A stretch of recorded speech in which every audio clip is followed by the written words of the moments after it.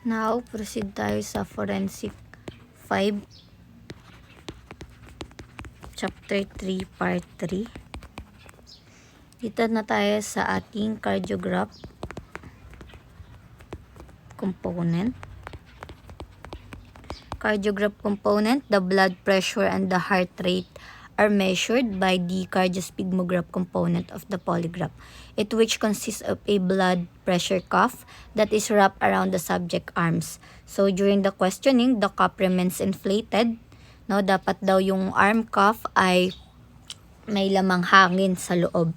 So the movement of the blood through the subject veins generates a sound that is transmitted through the air in the cuff to a bellows that amplifies the sound. So the magnitude of the sound relates to the blood pressure, and the frequency of the changes in the sound relates to the heart rate.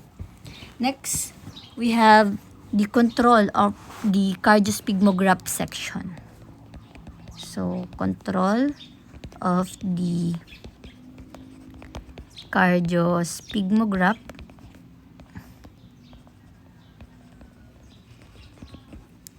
section. First, we have the manual centering knob.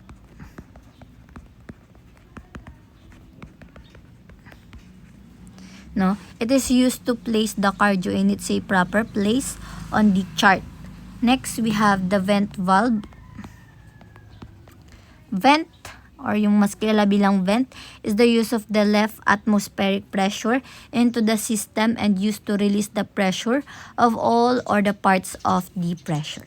Next, we have the resonance control. This is used to decrease the amplitude of the cardio tracing and used to sharpen the diacrotic notch or the other method. Next, how to obtain the blood pressure pattern or the tracing. Sa cardio to ha. So the pen balance is very critical pagka ilalagay mo na sa chart yun sa cardiograph.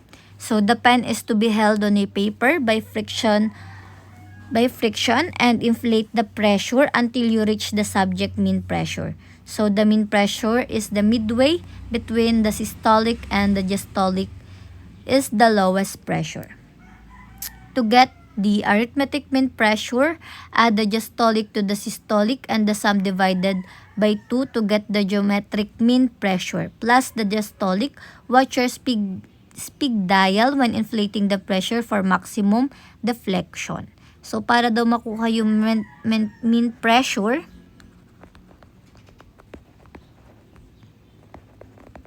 di ba ito systolic, ito diastolic.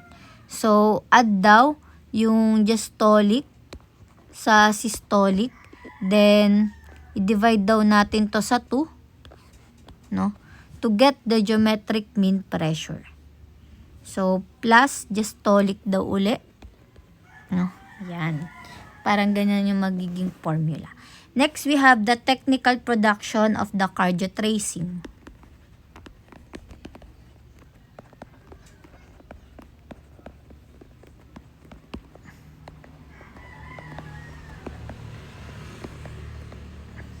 First is the ascending limb. So, the pulse wave causes an expansion of the arterial wall and an increased surface pressure against the cuff bladder, thus forcing air from the bladder to the tubing into the tambur. So, the increased air volume in the tambur increases pressure against the bellows and the forces of the bellows forward. So, yung forward movement daw, nagpro-provide daw to ng power para makagalaw din back and forth, no, yung naka-attach sa pen. No, dapat clockwise or upward direction yung pen, lateral clockwise or upward direction pa rin siya ng surface. That is the ascending limb. Next, we have the descending. Ascending pataas, descending pababa. This is when the pulse wave passes beyond the cuff bladder at then that nag-drop na, no? In a surface pressure against the bladder reverses. So this process permitting the bellow to return or toward its original position. So maaring papunta sa original position niya.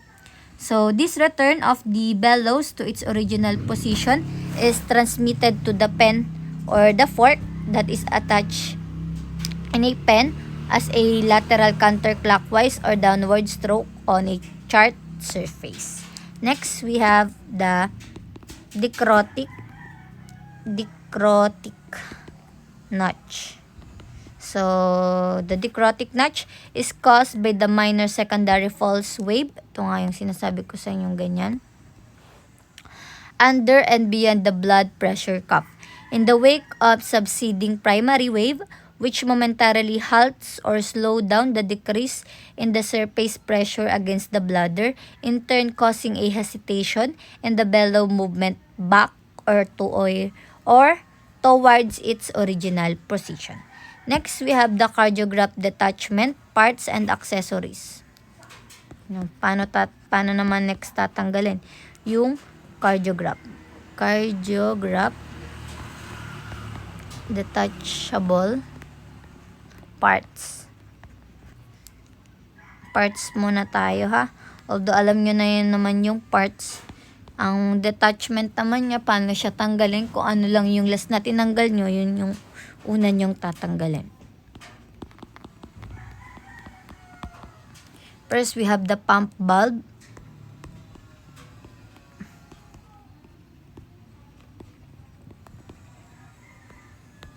The vent. The sphygmomanometer.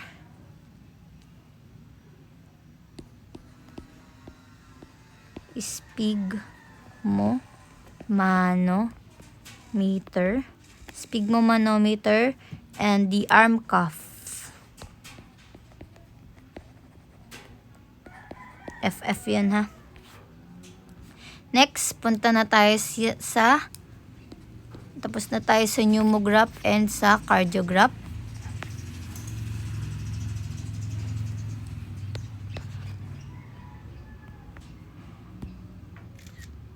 Punta naman tayo sa galvanograph or galvanometer component.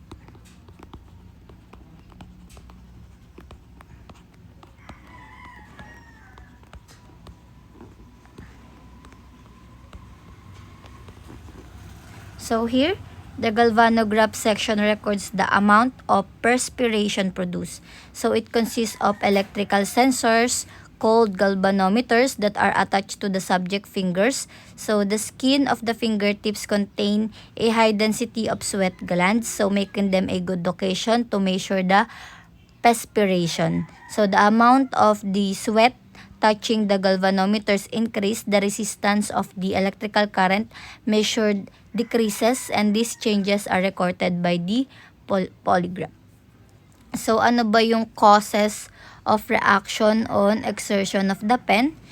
The sudden noise, the interruption or the extraneous thoughts, and the sudden movements. Next, how to obtain the proper tracing in model, the 63 killer machine. So, ito, paano daw ba gumamit nung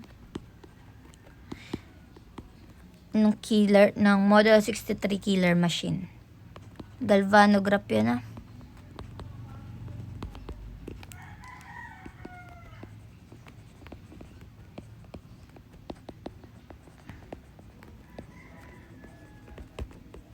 First, turn the power switch off and on position. Then the galvo pen falls to the bottom of the chart. Then the galvo section is then ready for the operation from 15 to 18 seconds. Once na nilapag mo na yung pen sa chart. So you have turned the switch to on position.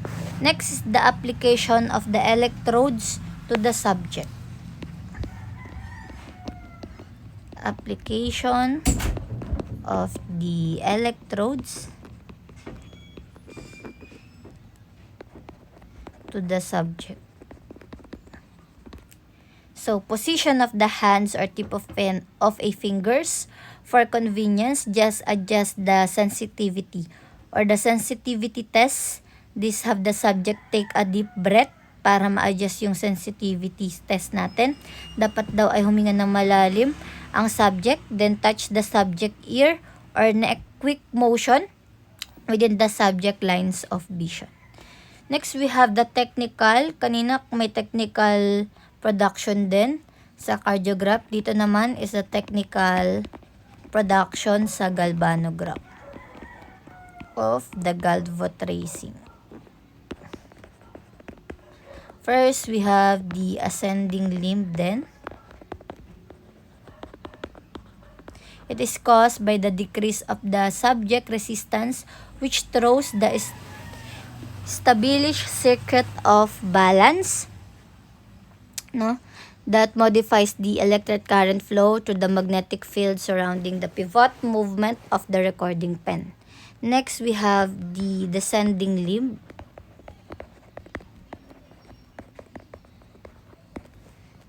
A physical cause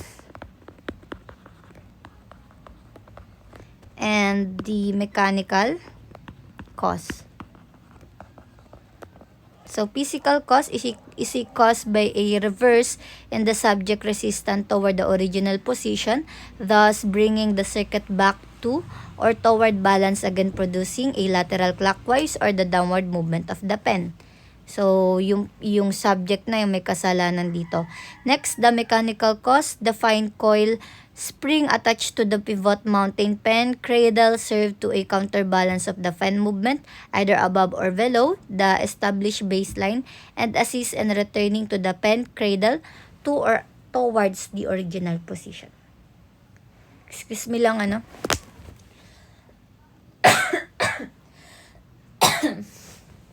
So, next, back. We have the galvanograph detachable parts and accessories. So, sa last activity natin, isa lang yung pinakilala ni ma'am. Dito, ang parts and accessories ng galvano. Hindi na naman siya nagsusulat.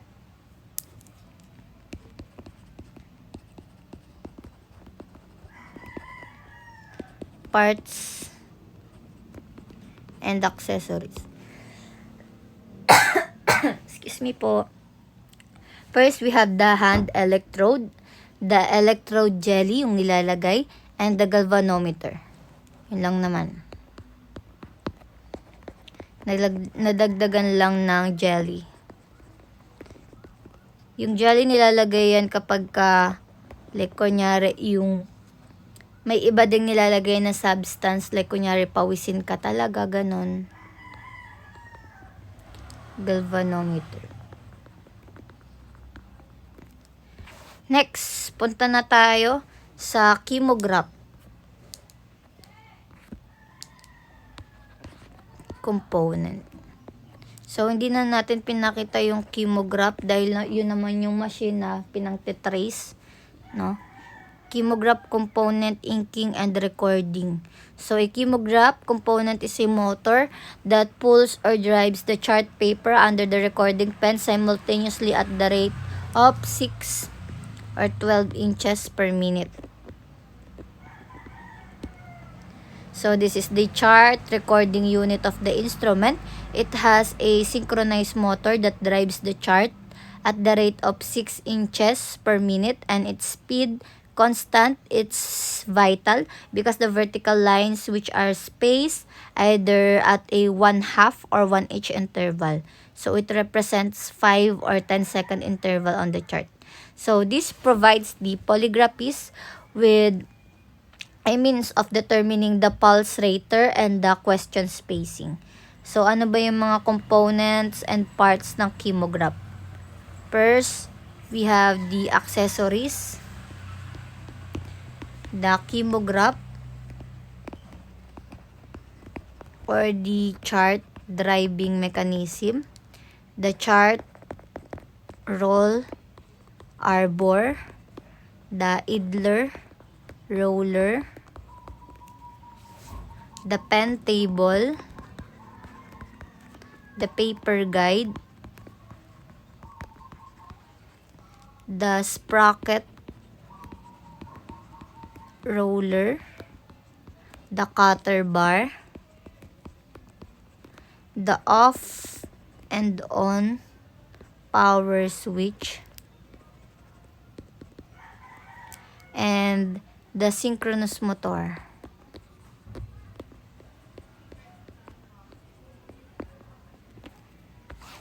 Next, we have the pen and inking system.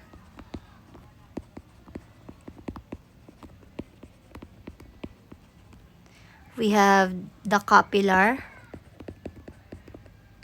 capillary pen, the inkwell plates, the ink dropper, the cocked bill. Yun. Next, pasok tayo sa electrodes and control.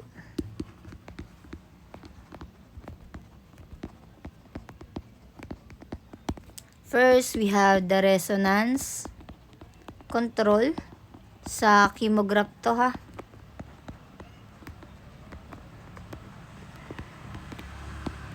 So, it allows you to clear up or make a better pattern when you have too much pulse pressure of the subject. Next, the hand electrode. This is the fastened to the hand by a stretch band. Function is to make electrical contact with the subject. And next, we have the panel control. So, to allow the operator to control or adjust the operation of the galvanograph. So, these are the 5 important control. The off and on power switch. So, on switch is to energize the galvanograph section. Next is the subject resistance control.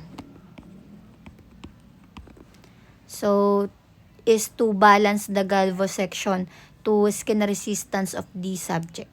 Next, we have the reactive control. Reactivity control is to adjust the sensitivity of the galvo section. Next is the self-centered mode. No? This is when the circuit electronically centers the pen itself after every excursion. Next is the simultaneous operation and recording. I will send the link of the simultaneous operations and recording, kung paano kinakabit, tinatanggal, and mag-process ang polygraph machine. So, yun lang. I will send the video, no, for additional information and demo testing. Thank you.